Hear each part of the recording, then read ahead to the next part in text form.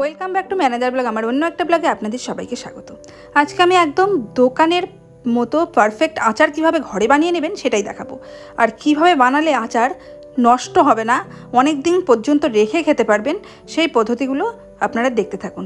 পুরো ভিডিওটা স্কিপ না করে আমার সঙ্গে থেকে দেখতে থাকুন, তাহলে কিন্তু বুঝতে পারবেন যে কিভাবে ঘরোয়া পদ্ধতিতে বানালে দোকানের মতো পারফেক্ট হবে এবং নষ্টও হবে না। এর জন্য এখানে আমি 1.5 কিলো মতো আম নিয়ে নিয়েছি। প্রথমে আমগুলোকে খোসা শুদ্ধই টুকরো করে কেটে নিতে হবে। কিভাবে কাটতে হবে দেখে নিন। এভাবে ছোট ছোট টুকরো করে কেটে নিয়েছি। আর দেখুন, আচার কিন্তু অনেক সময় নষ্ট হয়, তো এইভাবে কাটার পরে না আটির উপরে দেখবেন পাতলা একটা বাটার পেপারের মতো খোসা থাকে, তো সেটাকে তুলে ফেলতে হবে। এই জিনিসটা তুলে ফেললেই কিন্তু আচার নষ্ট হবে না। এই দেখুন, এভাবে কিন্তু তুলে নিতে হবে। এভাবে সবগুলো থেকে আমি তুলে নিয়েছি। আর তুলে নিয়ে পুরোটাকেই কিন্তু আমি এভাবে ছোট ছোট টুকরো করে কেটে নেব। তো দেখুন, পুরো আম আমি খোসা শুদ্ধ ছোটো ছোটো টুকরো করে কেটে নিয়েছি।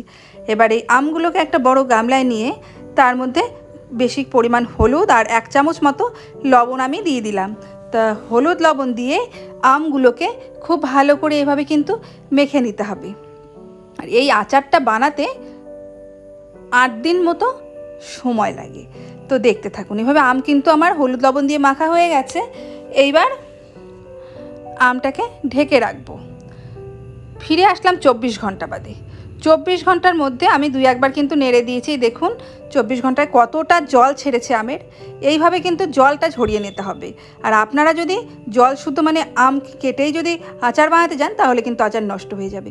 তো এইভাবে দেখুন আমি জল থেকে ছাঁকনার মাধ্যমে যে আমগুলোকে একটু ছেঁকে ছেঁকে তুলে নিচ্ছি। কতটা জল বেরিয়েছে দেখতে পারলেন তো। এইভাবে কিন্তু আমগুলোকে মেখে 24 ঘন্টা রাখতে হবে। এই জলগুলো কিন্তু ফেলে দিতে হবে। এবার একটা থালার উপর এভাবে সাদা একটা পেপার নিয়ে তার উপরে আমগুলোকে এইভাবে দিয়ে দিচ্ছি। খোসাগুলো কিন্তু নিচের দিকে রাখবেন, আমটা উপর দিকে থাকবে। এইভাবে দিয়ে দেখুন পুরো আমটা কিন্তু আমার এইভাবে পেপারের ওপর ছড়ানো হয়ে গেছে। এইবার এই আমটাকে আমি রোদে দেব পুরোপুরি 1.5 ঘন্টা মতো, খুব বেশি কিন্তু রোদে দেব না। দেখুন আধা ঘন্টা বাদে আমি কিন্তু আমগুলোকে একটুখানি উল্টে দেব। দেখুন হালকা হালকা জল কিন্তু শুকিয়ে গেছে। তা এইভাবে আরও আধ ঘন্টা পরে ফিরে এলাম বন্ধুরা। দেখুন এইবার কিন্তু আমগুলোকে আমি তুলে নেব। আর দেখুন আমে কিন্তু কোনো জল নেই, আর পেছনের পাশ কিন্তু দেখুন কতটা মজে গেছে। আর সব সময় আম কিন্তু উল্টো করে দেবেন, কারণ জলটা উল্টো পাশেই থাকে। তো আমে কিন্তু আর কোনো জল নেই। এদিকে দেখুন কিছু লাগছে স্পেশাল মশলা। এর জন্য এখানে 2 চামচ মৌরি, 1 চামচ জিরে, 1 চামচ ধনে, সামান্য মেথি, 4-5টা গোলমরিচ, ঝাল লঙ্কা গুঁড়ো, লবণ, কালারের জন্য কাশ্মীরি লঙ্কা গুঁড়ো, সর্ষে, আর লাগছে এখানটায় হিং। আম কিন্তু 1.5 ঘন্টার বেশি কখনোই শোকাবেন না। শোকালে কিন্তু আম শুকনো হয়ে যাবে, ভালো লাগবে না। একটা কড়াইতে আমি কিন্তু সব মশলাগুলো আস্তে আস্তে দিয়ে দিলাম, শুধুমাত্র সর্ষেটা বাদে। তা সব মশলা দিয়ে এইভাবে নেড়ে চেড়ে কিন্তু ভেজে নেব। তবে মশলাগুলো কিন্তু আপনারা কালো করে ভাজবেন না, মশলায় খালি যে ময়েশ্চার থাকে সেটার জন্যই। এই দেখুন হালকা কালার এসছে, আমি কিন্তু গ্যাসের ফ্লেম অফ করে দিয়ে মশলাটা গুঁড়ো করে নিয়েছি। আর এদিকে সর্ষেটাও কিন্তু আমি আধ ভাঙা করে নিয়েছি। এইবারে কড়াইতে কিন্তু সর্ষের তেল আমাকে গরম করে নিতে হবে। এখানে আমি 1 কাপ মতো সর্ষের তেল দেব। তেল কিন্তু আমি দুভাগে দেব। কিভাবে দেব দুভাগে সেটা আপনারা দেখতে থাকুন। 1 কাপ তেল দিয়ে আমি প্রথমে তেলটাকে খুব ভালো করে নেড়েচেড়ে ফুটিয়ে নিলাম। এই দেখুন তেলটাকে কিন্তু খুব ভালো করে ফুটিয়ে নিচ্ছি। আর কাঁচা তেল কিন্তু ডাইরেক্ট কখনো আপনারা ইউজ করবেন না, তেলটাকে ফুটিয়ে ঠান্ডা করে ইউজ করবেন। আমার তেল ফুটে গেছে, এবার তেলকে আমি ঠান্ডা করে নেব। এদিকে দেখুন আমটা আমি একটা গামলায় নিয়ে নিচ্ছি। দেখুন আমে কিন্তু কোনো জল নেই, দেখতেই পাচ্ছেন কোনো প্রকার জল কিন্তু আমে নেই, বেরোচ্ছে না। তো আমটা 1.5 ঘন্টায় পারফেক্ট আমার আচারের জন্য রেডি। এইবার আমের মধ্যে আমি দিয়ে দিলাম ঝাল লঙ্কা গুঁড়ো, লবণ, সর্ষে, আর যে ভাজা মশলাটা করেছিলাম সেই মশলাটা, আর দিয়ে দিচ্ছি হিং। আর কাশ্মীরি লঙ্কা গুঁড়োটা কীভাবে ইউজ করব সেটা দেখে নিন। এদিকে কিন্তু তেল ঠান্ডা হয়ে গেছে। এইবার এখানটায় আমি দিয়ে দিচ্ছি কাশ্মীরি লঙ্কা গুঁড়োটা। তা এবার কাশ্মীরি লঙ্কা গুঁড়োটা দিয়ে খুব ভালো করে একটু হাতা দিয়ে নাড়িয়ে নেব। তো দেখুন কি সুন্দর এসছে না কালারটা। তেলের কালারটা দেখতে পাচ্ছেন তো, একদম দোকানের মতো তেলের কালার লাগছে তো। দেখুন তেলটা কিন্তু আমার রেডি হয়ে গেছে। এইবার অর্ধেকটা তেল আমি এখানটায় দিয়ে দেব। দিয়ে ভালো করে নাড়াচাড়া করে একটুখানি মেখে নিতে হবে আমের সঙ্গে।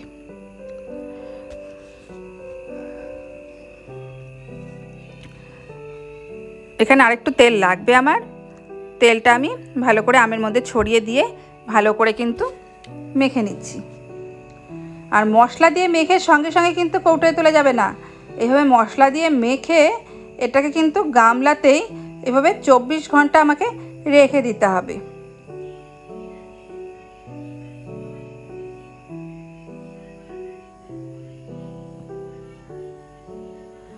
দেখুন এবার কিন্তু আমি ঢাকা দিয়ে রাখবো, ফিরে আসবো 24 ঘন্টা বাদে। 24 ঘন্টা বাদে ফিরে এলাম বন্ধুরা। দেখুন আমের সাথে কিন্তু খুব ভালো করে মশলা মিশে গেছে, আর আমের মধ্যে কিন্তু তেল লবণ টবণ সব কিছু ঢুকেও গেছে। এইবার বাকি যে তেলটা আছে সেই তেলটা, আর আরেকটা জিনিস দেখাচ্ছি দেখুন, এরকম একটা আমি জার নিয়ে নিয়েছি, তার মধ্যে তেলটাকে কিন্তু এভাবে লাগিয়ে নিচ্ছি, কারণ অনেক সময় হয় যে আচার নষ্ট হয়ে যায়। তো এইভাবে জারের গায়ে যদি তেল লাগিয়ে নেন, ফোটানো ঠান্ডা তেল, তাহলে কিন্তু আচার কখনোই নষ্ট হবে না। কারণ দোকানে কিন্তু প্রিজারভেটিভ দিয়ে বিক্রি করে, আমরা যেহেতু ঘরে করছি প্রিজারভেটিভ খাওয়া তো ঠিক নয়, সেজন্য আমরা প্রিজারভেটিভ দেবো না। আর হোম রেমেডি যেগুলো আছে সেগুলো করেই কিন্তু আমরা আচার ঠিক রাখবো। তো এইভাবে দেখুন জারের মধ্যে আমি তেলটাকে খুব ভালোভাবে লাগিয়ে নিলাম। তা তেলটাকে লাগিয়ে এবার আস্তে আস্তে কিন্তু আমি আচারগুলোকে ভরে নেব জারের মধ্যে। জারের মধ্যে ভরে নিলেই হয়তো আপনারা ভাবছেন যে আচার রেডি, তা কিন্তু নয়। এরপরে কিন্তু আরও অনেকটা বাকি রয়েছে এই আচারটা পারফেক্টভাবে তৈরি হওয়ার জন্য। তো দেখুন আচার কিছুটা ভরে তারপর কিন্তু আমি তেলটা দিলাম, দিয়ে বাকি আচারটা কিন্তু আমি এইভাবে ভরে নেব। তো বাকি আচারও কিন্তু আমার মোটামুটি ভরা হয়ে গেছে, যে আরেকটু রয়েছে সেটাও আমি দেব। মানে পার্ট পার্ট করে আচার ভরতে হবে, তারপরে সামান্য একটু তেল, তারপরে আবার আচার। তো এইভাবে করে কিন্তু আমাকে আচারটা জারে ভরতে হবে। তো দেখুন বন্ধুরা পুরো আচারটা আমি জারে ভরে নিয়েছি। এবার জারটাকে আমি এভাবে মুখ বন্ধ করে একটুখানি দেখিয়ে দিচ্ছি আপনাদের, একটুখানি ঝাঁকিয়ে দেখিয়ে দিচ্ছি। দেখুন বন্ধুরা কতটা সুন্দর লাগছে, দেখতে পাচ্ছেন তো কালারটা কি সুন্দর এসছে, লাগছে তো দোকানের মতো। এখনও কিন্তু বাকি আছে। এইভাবে আচারটাকে 4 দিন রেখে দিতে হবে, তার মধ্যে কিন্তু রোদও খাওয়াতে হবে। ফিরে এলাম 4 দিন বাদে। আমি তো আগেই বলেছি আচারে দুভাবে তেল দিতে হবে, তো সেকেন্ড পার্টের তেল দেখুন। কড়াইতে তেল দিয়ে তেলটাকে কিন্তু আমি ফুটিয়ে নিয়েছি, ফুটিয়ে তেলটাকে ঠান্ডা করে নিয়ে ফিরে এলাম।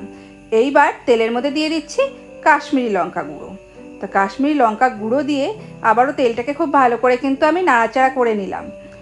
তেলটাকে খুব ভালো করে নাড়াচাড়া করে এবার আমি দুটো কাচের জার রেডি করে রেখেছি, কারণ বড় জারে রাখলে সবসময় খুলতে খুলতে কিন্তু আচারের সেন্ট চলে যায়, সেজন্য আমি ছোটো ছোটো দুটো জার রেডি করেছি। এটা কিন্তু আমার আচারেরই জার। তো এইভাবে আচারটা যাতে আবার নষ্ট না হয়ে যায়, আগেও বলেছি। তো এইবার এই জারটার মধ্যেও কিন্তু আমি তেলটা দিয়ে খুব ভালো করে কিন্তু আমি তেলটাকে লাগিয়ে নিলাম। তো এইবার আচারটা দেখুন 4 দিন পর, 4 দিন পরে আচারটা দেখতে পাচ্ছেন তো, আমার আচার কিন্তু একদম পারফেক্ট রেডি হয়ে গেছে, একদম খাওয়ার জন্য কিন্তু আচার তৈরি। আর এইভাবে আচার বানালে আচার কিন্তু কোনো দিনও নষ্ট হবে না। এবার আচারটাকে জারে ভরে দেখাচ্ছি দেখুন, আস্তে আস্তে করে কিন্তু আমি আচারটাকে জারে ভরে নিচ্ছি। তো জারে ভরে নিয়ে দুটো জারে আমার ভরা হয়ে গেছে। এবার বাকি তেলটা আমি ওপর থেকে দিয়ে দেবো। আজকে যে তেলটা করলাম সেই তেলটা কিন্তু ওপর থেকে এইভাবে দিয়ে দিতে হবে আপনাদের। দেখুন আচারের তেলটা কিন্তু আমি যতটা পারছি একদম ভরে ভরে কিন্তু আচারের তেল দিয়ে দেবেন। যতটা তেল দেবেন না আচার কিন্তু তত ভালো থাকবে, তেল কম হলে কিন্তু আচার ভালো হয় না, খেতেও ভালো লাগে না। আর দেখুন আচারের তেল ভরার পর আমি কিন্তু জারগুলোর মুখটা বন্ধ করে দিলাম। তো বন্ধ করে আপনাদের দেখাচ্ছি দেখুন একটু বন্ধুরা, দেখুন একদম লাগছে তো দোকানের আচার। দেখতে যেমনি অসাধারণ না, খেতেও অসাধারণ স্বাদ হয় এই আচারটা। তো বন্ধুরা দেখুন একদম পারফেক্ট দোকানের আচার। তো আমি সবাইকে রিকোয়েস্ট করব বন্ধুরা, একদম কম খাটনিতে কম পরিশ্রমে আপনারা এইভাবে দোকানের মতো আচার বাড়িতে একবার বানিয়ে খান, দেখবেন দোকান ফেল করে যাবে, অসাধারণ টেস্ট হয়। আমি গ্যারান্টি দিয়ে বলতে পারি প্রত্যেকের ভালো লাগবে। আর কেমন লাগলো ভিডিওটা আমাকে কিন্তু অবশ্যই কমেন্ট করে জানাবেন। আর প্লিজ সবাই একবার বানিয়ে খেয়ে দেখুন, তারপরে কিন্তু আমাকে অবশ্যই জানান যে কেমন লাগলো। আমার চ্যানেলকে আরও বেশি বেশি করে শেয়ার করুন, দেখুন, সাবস্ক্রাইব করুন। ধন্যবাদ।